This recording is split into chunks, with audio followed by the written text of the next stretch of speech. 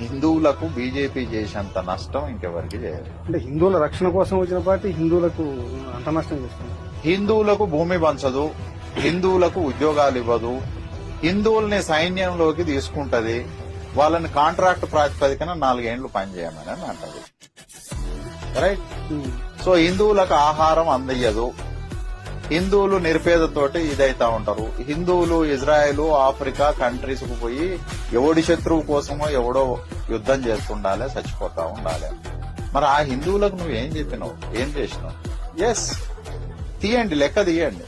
అంటే తెలివైనటువంటి హిందువులు, పౌర సమాజం లోపల ఉండేటటువంటి మేధోజీవులంతా కూడా, హిందూ మేధోజీవులంతా బీజేపీని ఇప్పుడు అడగాల్సినటువంటి క్వశ్చన్ ఏంటిది అంటే, ప్రభుత్వ రంగం లోపల ఎంతమంది హిందువులకు ఉద్యోగాలు ఇచ్చావు? హిందువులు సైన్యంలో అత్యధికంగా ఉంటారు కదా, ఆ ఉద్యోగాలను ఎందుకు నువ్వు కాంట్రాక్ట్ పద్ధతిని చేశావు?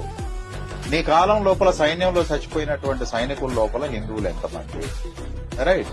సో ఉద్యోగాలు దొరకని హిందువులు ఎంతమంది? ఆకలి చావులు చచ్చే హిందువులు ఎంతమంది? రైతు సూసైడ్లు చేసుకునే హిందువులు ఎంతమంది? కార్మికులు రోడ్డున పడేటటువంటి హిందువులు ఎంతమంది?